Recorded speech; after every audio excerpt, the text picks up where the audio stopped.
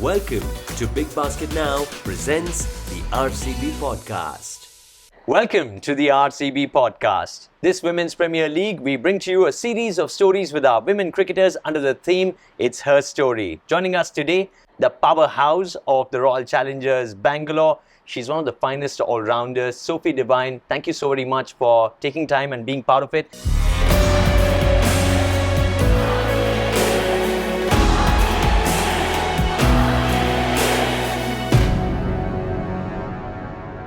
How are you going? How's the second season of the WPL treating you? Yeah, look, it's been great. It's been really nice to be in Bangalore. Obviously, last year we were all up in Mumbai. So to be able to play at home in front of the home crowd has been something that will certainly stay with me for a very long period of time. You've been part of many leagues and, of course, you have a long and illustrious career. What do you think has changed from the first season to the second season of the WPL? Oh, I think probably pretty similar to most of women's cricket. The following has grown unbelievably. Obviously, we had some really good crowds last year, but the crowd and the support that we've had here in Chinnavamy has been outstanding. I think that shows, I guess, the effort and energy that's been put into it from the BCCI, from all the teams, the franchises. And I think the standard of cricket as well is improving too. I think certainly, as you mentioned, I've been involved in a few franchise leagues, and that's always something that takes time, is to develop that standard. But I certainly feel like this competition is going from strength to strength. Sophie, you are someone who started your career in 2006 and you're going strong. And we love the fact that your growth, your trajectory, the way you hit the ball, we're a fan in every single way. But what's the secret to the longevity? Yeah, I'm not too sure. You make me sound really old when you go back. I think I'm probably, most of the kids in this team weren't even born when I first started playing for New Zealand. But I think at the end of the day, you've got to take care of your body. I think that's obviously the vehicle that helps you to stay in these sort of competitions. So looking after that first and foremost is something that's been really important. And I've been really fortunate, touch wood, not to have any too serious injuries to sort of keep me on the park. But at the end of the day, I just love it. I love training, I love staying fit and healthy, and I love the game of cricket. So it's pretty easy for me to keep rolling out. बस यही बोलना है, यही तुम्हारा add? Yeah, that's it. सही है यार.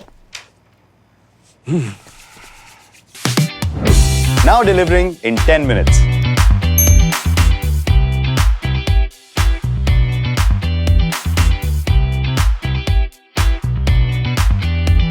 Did you always like being known as the big hitter? Someone who can clear the ball yards away? Well, it's funny you say that, because when I first started playing, I was a number 11 batter. I was hopeless. What a shame. Yeah, so it's been quite a journey for me to, I guess, get to where I am now. But I just think it's cool where the game's got to, and I guess being a power hitter or whatever it is, seeing more females being able to clear the rope, that's something that really excites me. It motivates me to want to try and hit the ball further and to try and keep pushing that ceiling a little bit. But yeah, certainly when I started, I was not very good. I didn't know what end of the bat to hold, so that's why I was down at number 11. Talk to me about the role your dad played when you were growing up, playing cricket or other sport. Was that how you got initiated into the world of sports? Yeah, it certainly was. I mean, Dad still plays today, which I'm not too sure how he does, because I'm pretty sure he's half blind and he's got pretty dodgy knees. So what a legend. Yeah, he goes all right. But yeah, he's always been my coach, especially early on in my career, whether it was at the local club or in my school team. He was always thereabouts, and he was always a real driver of, I guess, work ethic and standards like that. But at the end of the day, he was really big on having fun and enjoyment, and whether that was doing drills with a game element or a competitive element to it, so that you didn't know how hard you were working because you're having too much fun trying to beat the person next to you or whatever else. But he's been huge for me in terms of not only his knowledge, but also his care and compassion for me as well. So I owe a lot to my dad in terms of where I am today in the career that I've had. Do you guys chat often? Does he have inputs for how you bat it? There's always advice. Don't worry about that. Yeah, look, we still talk quite a bit, and he still gets around to a few of the games back in New Zealand and Australia, and he's always got some advice for me if I need it. And sometimes when I don't need it, he's probably the first one to chat through some things. But that's the great thing, is I know he's seen me play a lot, and he's probably been the person that's been there from the very start. So I certainly listen to what he has to say. What about mum? Was she 2 steps ahead of dad, pushing you to take up different sports. What was she like? I guess I was really lucky with both my parents. They were never, I guess, forceful or pushy in terms of pushing me towards certain sports. They were very open and sort of gave me the option of what I wanted to try, and they were there to support me, which, again, reflecting back, there's 4 kids in our family, so to have all us kids going off in different directions, playing different sports, dance, music, whatever else, it was a very busy time for them, but very thankful for the support that they gave me, and whatever I wanted to try, they were there and helping me, driving me from, all over the place in New Zealand to get to different competitions or tournaments, whilst also supporting my other brothers and sisters. So yeah, mum was always there. She was always in the background, making sure the lunches were ready to go, driving around. And I guess, like most mums, she's not just the mum, not just the taxi driver, not just the, cooking the lunches. She was that support person too, in terms of if I had a bad day or a rough day, she was always there to be able to talk to. So yeah, I feel very fortunate to have had the upbringing that I did. Wouldn't be the same without her, for sure. No, definitely not. Definitely not. You were only 14 when the Wellington Blaze picked you up. So young, what were some of the thoughts that were running in your mind back then? To be fair, I didn't know that there was a Wellington women's cricket team. As I said, I'd played all my cricket with boys, so I didn't really know much about the women's environment. And yeah, it was a bit of a surprise to get that call up again. Was just super excited, and some of the players that I got to play alongside in that Wellington team were absolute legends of the women's game, who to this day are still really close friends and have taught me a lot about the game. So I feel really lucky. I was in a really supportive environment. They certainly looked after me. They made sure I earned my keep as a youngster coming in, but they certainly were very protective of me being so young, and gave me plenty of support out on the field. So very lucky to, I guess, have played at that young age. And Robbie Kerr, the coach at the time, is obviously the father of Jess and Amelia Kerr. So there's been a connection there with the Kerr family for a very long time. Sophie, tell us a story about the Devine Oval in Wellington. Is this a stadium that we have missed out on? It felt like a stadium when we were growing up. It was our house. We had a front garden where we used to live, and it was sort of in the shape of a little small oval, very small. Devine Oval makes it sound like it's a big stadium like Chinnavamy. It's definitely not that.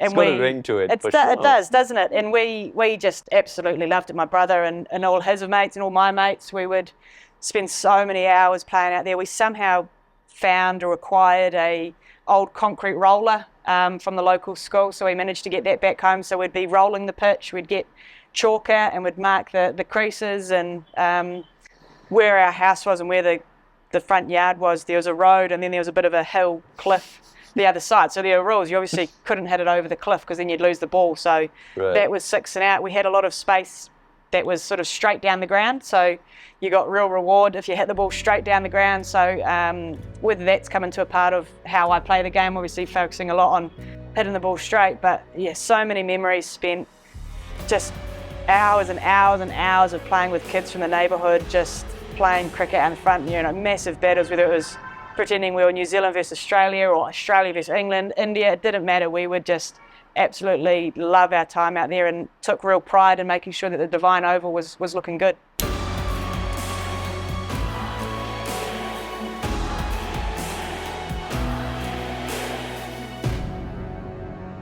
While you were growing up playing cricket, of course, in a setup like this, the WPL, where we have cricketers from different cultures coming in together, and so are the different leagues as well.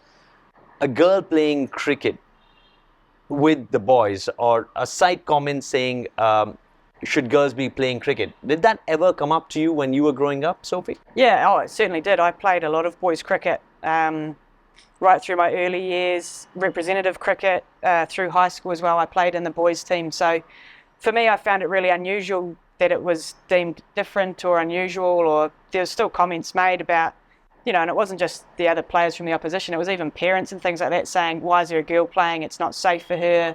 They don't want their sons to be playing against me. And I guess I didn't really understand it at the time, because I thought I've been playing with these boys my whole life. I'm, capable, I can hold my own sort of thing. And Dad was always coach, and he always said, that he'd never put me in a position where I was going to be unsafe or potentially get hurt. So yeah, I think looking back now, I was probably sheltered quite a bit from a lot of that noise and criticism that came from opposition players, other parents, other schools, organisations that didn't want me to play. But for me, I was really lucky the support I had from within my cricket team, my family, the school, the club, were always super supportive. I mean, there was a stage where we started to take a bit of a joke about it, and they actually started to call me Sebastian to pretend that, you know, I was one of the boys, and maybe, you know, they wouldn't think about it that way. So, you know, at the end of the day, I was able to hold my own with a cricket bat and ball, and that's all that really mattered. But again, I take a lot of pride, and I think a lot of my success has come from being able to play boys cricket growing up. बस यही बोलना है, यही तुम्हारा add? Yeah, that's it. सही है यार. Now delivering in 10 minutes.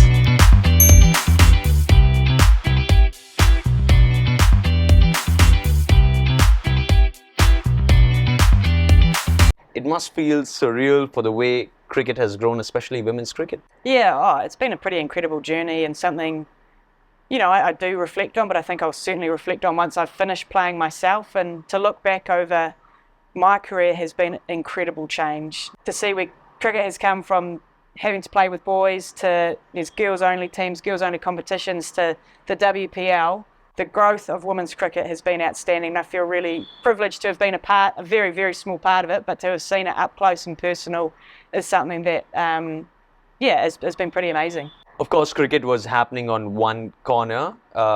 You were playing cricket constantly. There was hockey as well that you were really good at. Was there any cross intersection? Did you have to choose one game over the other? Playing hockey for New Zealand was also in the beckoning, right? Yeah, again, I think, like I mentioned earlier, all kids in New Zealand, you just play sport. And for me, at that stage of my career, there were no real professional contracts, so there were no, I guess, obligations. So I was really fortunate to be able to play both New Zealand cricket and hockey at the same time. There was a lot of organisation and planning required, though, to make sure that I wasn't burning myself out. But for a couple of years there, I was able to play at the highest level, both sports, which looking back now is pretty special. I don't think it could probably happen too much anymore with the calendar and, you know, contracts and things like that. But it did come to a point where I had to make a decision of choosing one over the other, and I actually chose hockey leading into the 2012 London Olympics. So I gave up cricket for probably close to 2 or 3 years to focus on the hockey. So I moved up to Auckland, centralised there, was part of the Olympic squad, and unfortunately missed out on the final selection for that team, but was very, very lucky that missing out on the Olympic team with the hockey, not more than a couple of months later I was back in the white fern side and off to a World Cup in Sri Lanka. So I was able to move on pretty quickly. You were able to play rugby as well, right? That was another sport that you were seriously looking into. Yeah, it was. That probably came later on in my career. I think a lot of people know that New Zealand's got a very proud history in rugby union, and I'm no different. I absolutely love it. I never played it much as a child growing up, but I got the opportunity a couple of years ago when we had a bit of a break in between seasons that I was actually able to go and join a club team in Wellington, the Petone Ponies, and was able to try my hand at that. I also had a go at rugby sevens as well, which is obviously a very popular sport in New Zealand and is at the Olympics too, and trialled for that too. So I love just, you know, trying different sports. Rugby's part of our DNA. I'm not sure I'm quite big enough, which is hard to believe because I'm reasonably solid sizing for a cricketer, but in the rugby world, yeah, I'm certainly one of the smallest ones, which can be hard to believe. What an incredible story. I see you play a lot of golf, and we've had conversations about which is the closest green around here and how you can go and swing a few balls there. Golf and yoga, was that something that you were introduced to recently, or did you always have a liking towards it? No, I probably didn't. It's probably certainly been something, you know, in the back half of my career that I've picked up on. Yoga, I wish I had have done when I first started playing. I think the benefits to doing that is unbelievable, not just from a physical point of view, but also a mental point of view. The breathing and the ability to step outside and to calm down and to get a bit of perspective is something that is hugely important with how much cricket you're playing. And then the golf is a very nice, I guess, hobby to have on the side. Obviously links really well with the cricket, but to be able to get out of the cricket bubble at times and to be able to go onto the course to sort of stay active and to swing the clubs around, it's certainly been a nice little addition of bringing my golf clubs around and trying to find a course here and there. You also have a degree in sociology. Is there anything Sophie Devine can't do? Oh, I can't sing, I can't dance. I'm not very good at swimming, trust me. You're a good dancer. That is a lie, but thank you though. But no, I think it's been really important. I think studying for me was something that I did straight out of high school, and I'm really pleased I did it then because I'm not sure I could study now. But it's something that was always spoken about before cricket was a profession, was a serious career, was you had to have something there to fall back on in case cricket didn't come through. So yeah, I guess it's nice to have that there in the background, but fingers crossed I've still got a few more years left playing cricket in me. You played cricket with the boys, and that was the way you grew up playing cricket as well. You think somewhere along it has a competitive advantage with just playing cricket with the girls, and you think we'll see a world where a mixed gender cricket matches is going to become a thing of common? Yeah, it's a great question. I think there's certainly advantages to playing an all-girls team, and I still think there's benefits in playing girls alongside boys. Whether we'll get to a stage where we can play, I guess, mixed-gendered teams, absolutely. I think, some of the skills that are on offer, I think they certainly can go across both formats. There's always going to be a health and safety aspect to it, but I certainly think you're seeing now the female bowlers are creeping up in pace. Before you wouldn't see too many bowlers bowling 120 kilometres an hour, and now we've got a number of them. The next step's 130 kilometres, and players are striking the ball further and further. So I certainly think in the future there might be some sort of merge between the female and the males program. I don't know what that looks like, but I certainly think it could be a possibility. Sophie Devine, you're someone who's openly spoken about your battle with type 1 diabetes. Talk to me about your journey and how you dealt with it. I think for me, type 1 diabetes, I was diagnosed when I was 15, which can be a pretty tough time for any kid with a lot of changes going on. The biggest concern for me, though, was I didn't know much about it at the time, and I thought that I would never be able to play sport again, and that was my biggest concern. I didn't care about anything else, whether it was the injections or anything else. I wasn't sure if I was able to play sport again. So incredibly fortunate that the support again I had from Wellington Hospital with all the diabetic team there, the nurses, dietitians, doctors, endocrinologists, all sorts, were so supportive in those early days and encouraging me to get back into the sport and to obviously do it in a safe way with the right information. But it's certainly been a journey for me, and it's something that I'm really open about, and I really want a lot of people to understand a bit better about the disease and about the condition, because there's a lot of misinformation out there around it, and that's a real motivator to make sure I can get out there and show people that whether you've got diabetes or not, you can get out there and still partake in any sport that you choose. Was there a bit of denial when you first realized that there is type 1 diabetes that you're dealing with? There certainly was. I remember very clearly being at the doctor's office when they said, we think you've got type 1 diabetes, we need to get you into hospital. And I remember leaving that and sitting in the car with my mum, and we both just cried for,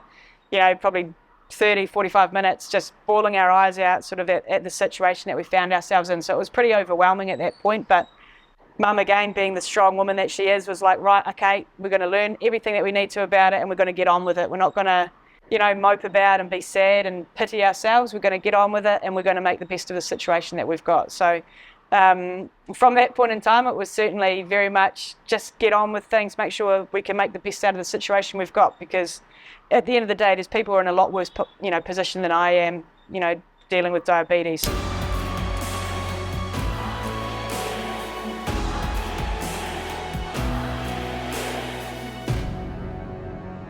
What's your best piece of advice for young female athletes? Oh, that's a big question. There's probably a couple of things for me. I think one is to make sure, and it's really cliche, but to make sure you keep having fun. At the end of the day, cricket is a game, and it's really important that you maintain that perspective. Yes, it's very important, and yes, it means a lot to you or to your family or to the community that you're in, but it is just a game. So maintaining that perspective is something that I think is really important. I probably have only learned in the back half of my career. And do the work. At the end of the day, it's your career, it's your life that you have control over. So working hard on the small things, whether that's getting into the gym, going for runs. I think fielding is another big one where I think you have the opportunity to work hard, running between the wickets. They're little things that sometimes get overlooked but can have a real big impact. So have fun, work hard, do the small things that other people might not do. The process really matters, and we see all the cricketers as part of the RCB women's squad, they are so stuck onto processes and how you go about it. What's the kind of banter you have with the rest of the team here, Sophie? Yeah, it's been really good, and that's one of the awesome things about the franchise cricket, about the WPL, is the connections and the friendships you make. Often you're playing against the likes of Smriti or Renuka or Richa, and then to be playing alongside them and to see how they go about things, see how they train, see the processes that they use, trying to understand their thinking. I think it's a brilliant part of franchise cricket, and there's always going to be banter. Absolutely has to be banter and a bit of fun thrown in there too. So whether that's joking around with people, whether that's hiding their bats so they can't go out to train, that's always a bit of a laugh. But I think it's a really important part, that connection piece, because having that connection on the field is going to help you on the field too. बस यही बोलना है? यही तुम्हारा add? Yeah, that's it. सही है यार. Now delivering in 10 minutes.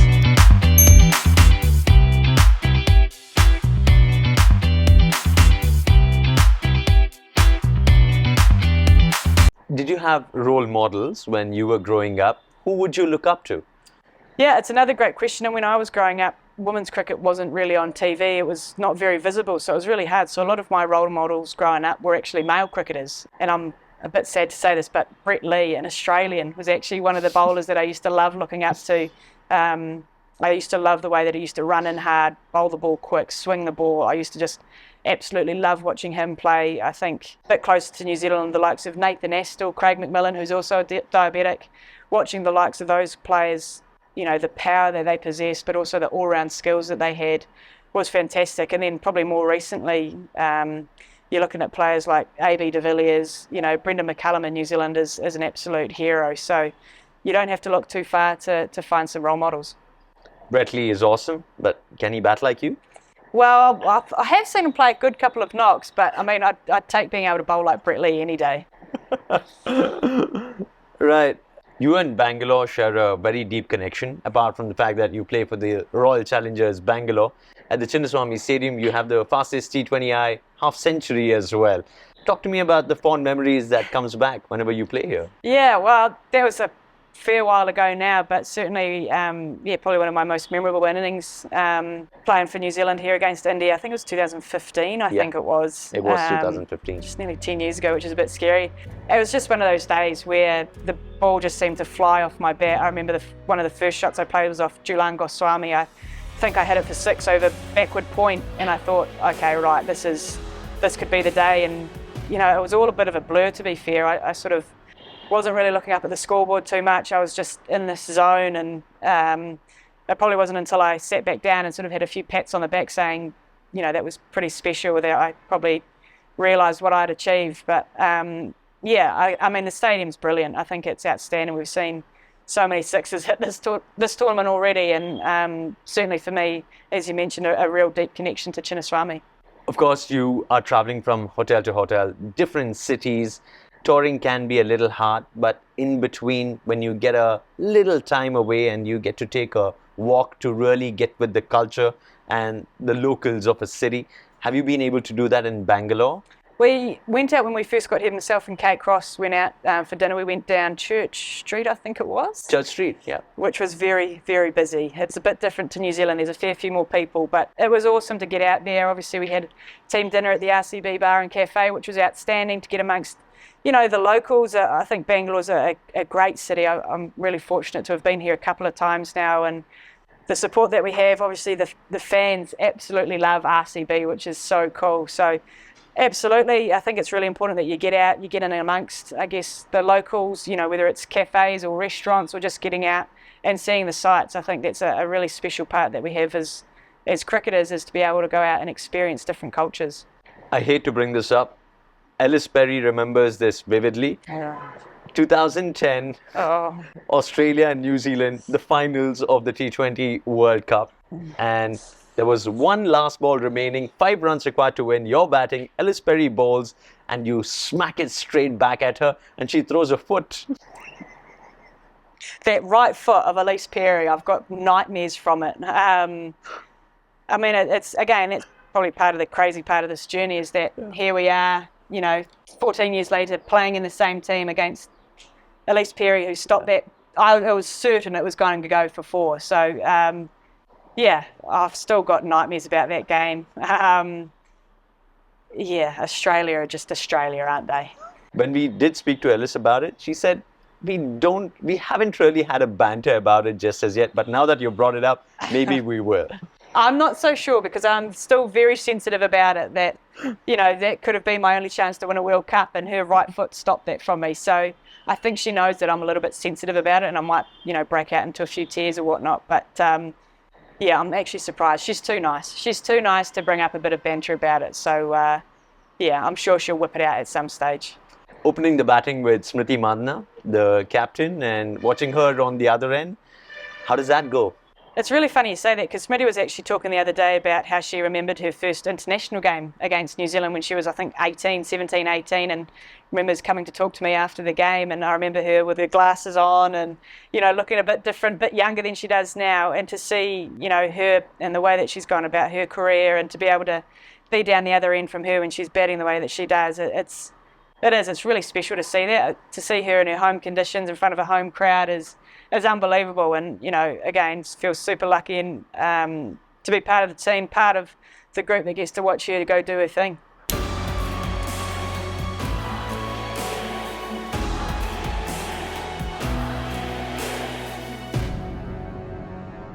Where exactly were you when the WPL auctions were taking place, and how were you soaking it in? Yeah, it was. Talk about surreal moments. We were at the World Cup in South Africa last year, so we actually had a match later that day when the auction was on. So, everyone was a little bit different in terms of whether they were going to watch it, whether they were just going to, go about their business. I sort of watched bits and pieces of it.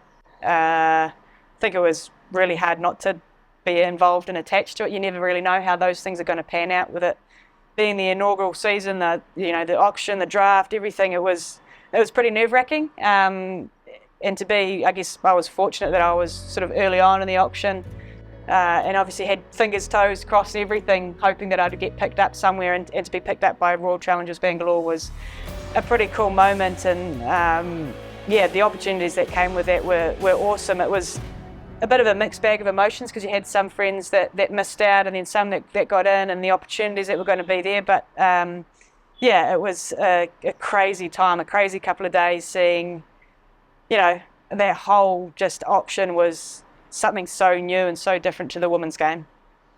Sophie, you've also been an advocate to mental health. You have spoken about mental health, which really has helped a whole lot of individuals. What would you like to say that can really help a lot of people when it comes to prioritizing their mental health? Yeah, it probably goes back a little bit to the advice I gave in terms of that perspective and making sure that cricket is just a game. I think sometimes we can get so absorbed and so fixated on cricket and it becomes everything that we forget that there's more to life than just cricket, and that's probably something that I maybe had to learn the hard way, and being so fixated on cricket that when it wasn't going well, it really affected me mentally. So to be able to step away from the game, which is really tough to do because cricket is such a big part of my life, but to be able to step away from that and to gain that perspective and to put myself first was something that was really hard. But having seen the benefits from that is something that I guess would be my advice to anyone, is to first talk about it, whether it's with a close friend, whether it's with a family member. It could be a cricket coach, it could be anyone, but I certainly encourage anyone to speak openly and honestly about how they are feeling, that no feeling is wrong, and how you go about things is going to be really different for each person. So for me, being able to step away from cricket and have some time to myself away from the cricket environment is incredibly important, and to find people that don't know much about cricket is something as well that's really refreshing. But I certainly think the conversation around mental health is something that we can all play a part in, whether that's, talking about it or even just being an ear to listen to someone else. I think we all have a role to play, as human beings in that space. I think it was the 2022 World Cup that you did not want to take part in, right? You wanted to prioritize yourself and your mental availability at that point of time. How well was that received, and how did you go about it? Yeah, I think that was a really challenging time. and I didn't want to do it. I just felt like I'd be letting people down. That whether expectations, absolutely. Whether that's teammates, family members, the community in New Zealand, the cricketing family. It was really hard, but I knew if I kept going down that same path, that it wouldn't be healthy for me. So I had some fantastic support from New Zealand cricket and teammates and family members to support that decision, which made it a little bit easier. It was still never easy having that conversation with coaches and things, but certainly knew, sort of being able to reflect back on it, that it was definitely the correct decision for me to be able to step away and have some time focusing on myself. And when you came back to playing cricket, did it feel like you were debuting all over again? Yeah, it certainly did. There were a lot of nerves, actually. There was a lot of nerves coming back into the environment. It was a bit of a weird one, yeah. Sort of, you're obviously a little bit older, but coming back into that group, it did feel like the first day of school, sort of nerves. Butterflies, absolutely. But it was awesome. The excitement, the energy, the passion for the game was certainly there, and that was a really encouraging sign for me to know that it was the right time for me to come back and to play, to have that urge to play. So, yeah, a lot of nerves, but I guess it's a little bit like riding a bike, isn't it? It doesn't matter, how long it's been since you've ridden a bike. It was like that for me, getting back out there and rolling the arm over. So, yeah, I feel really grateful for the support that I had on that break, but to be able to come back as well. Just muscle memory makes you hit the ball even further away, I guess. Apart from cricket, what else interests you? And is there something that you plan on checking off your list per se? Oh, I certainly hope to be involved in some sort of sport, whether that's cricket or something else. I certainly think, I'm not sure I'll be any good behind a desk 9 till 5. I don't think I could sit still for that long. So I certainly would like to think that I stay involved in sport, whether that's coaching or managing, or I'm not too sure. But yes, certainly really hopeful of staying involved in the game in some capacity. Hopefully I'm still playing for a few more years yet, but just definitely know that I want to stay in sport because it's given me so much, and I sort of feel that I'd like to give it back. Is Sophie Devine a foodie? Do you usually like cooking, or do you prefer a takeout more than anything else? I do like people cooking for me. That's always very nice. So it's a real mix, isn't it? I think when you travel so much and you're on the road so much, sometimes it's actually quite nice to be back home and to cook your own meals and prepare your own meals. But certainly on the road, getting out, trying the local culture, trying the local cuisine, something that I think is really important and really cool to do. But it's getting that balance right, isn't it? Sort of a little bit of eating in the restaurants, eating out at different places, or having those home cooked meals is always something really nice as well. Sophie Devine, you're so much of fun, and of course watching you play on the cricket field is an absolute treat. We always ask the audience to keep an eye out because the ball can come at you, and this actually happened, right? You ended up hitting a big six that actually fell on a little girl. Yeah, that was not a very nice moment. I mean, you never ever want to see anyone hurt, so to be the reason for that was not the nicest, but thankfully she was okay. I was able to go and chat to her after the innings and then after the game as well, just to check on her. So she was a brave little wee thing. So really, happy that she didn't have any major damage. But it was a bit of a sick feeling in my stomach seeing that she unfortunately got hit. We wish you the very best. Thanks so much for spending time with us on the RCB podcast and being part of it. Love chatting with you. Awesome. Thanks, Akshant. Big Basket Now presents the RCB podcast.